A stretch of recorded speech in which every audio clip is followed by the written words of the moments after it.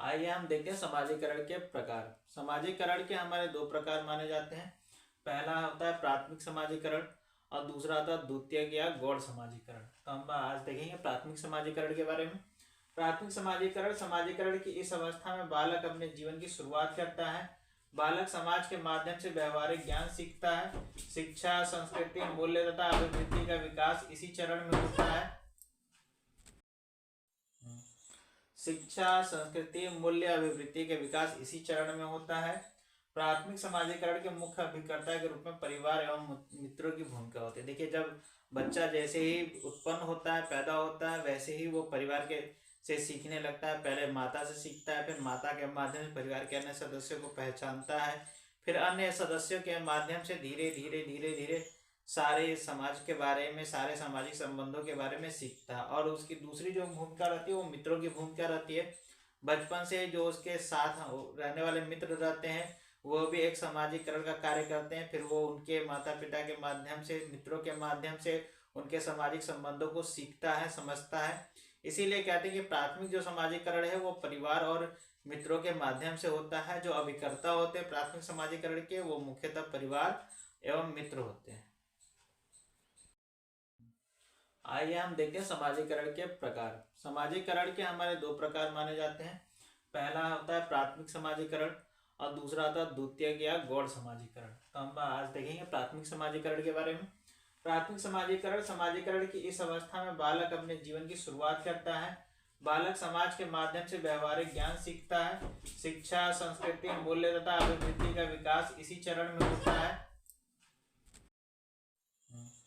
शिक्षा, संस्कृति, मूल्य, अभिवृद्धि के विकास इसी चरण में होता है। प्राथमिक समाजीकरण के मुख्य अभिकर्ता के रूप में परिवार एवं मित्रों की भूमिका होती है। देखिए, जब बच्चा जैसे ही उत्पन्न होता है, पैदा होता है, वैसे ही वो परिवार के से सीखने लगता है। पहले माता से सीखता है, फिर माता के माध्यम से परिवार के अन्य सदस्यों को पहचानता है, फिर अन्य सदस्यों के माध्यम से धीरे धीरे धीरे धीरे सारे समाज के बारे में, सारे सामाजिक संबंधों के बारे में सीखता है। और उसकी दूसरी जो भूमिका रहती है वो मित्रों की भूमिका रहती है।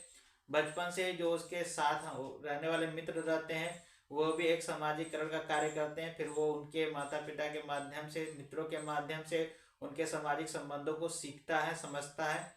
इसीलिए कहते हैं कि प्राथमिक जो समाजीकरण है वो परिवार और मित्रों के माध्यम से होता है। जो अभिकर्ता होते हैं प्राथमिक समाजीकरण के वो मुख्यतः परिवार एवं मित्र होते हैं।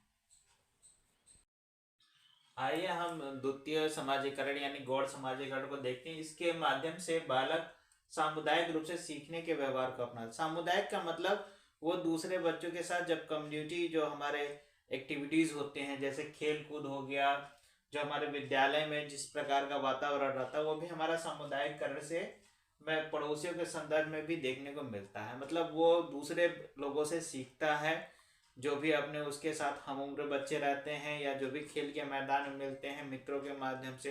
तो ऐसे हमें गौर समाजीकरण देखने को मिलता है। इस प्रकार के समाजीकरण का माहौल विद्यालय, खेल के मैदानों, पड़ोसियों के संदर्भ में देखने को मिलता है, जो बालकों को व्यवहारिक रूप से सभ्य बनाने में महत्वपूर्ण भूमिका निभाते हैं। जैसे बच्चा खेल के माध्यम से, खेल की गतिविधियों के माध्यम से सीखता है। विद्यालय में उठने बैठने के तौर तरीके सीखता है, किस तरह से वो विशेष करता है, जैसे गुड मॉर्निंग बोलना, ये सारी चीज़ें बच्चा सीखता है। किस तरह से उसे अनुशासित रहना चाहिए, किस प्रकार से वो कार्य करेगा, किस प्रकार सारी चीज़ें खेल के मैदान में खेल भावना का विकास करते हैं पड़ोसियों के संदर्भ में।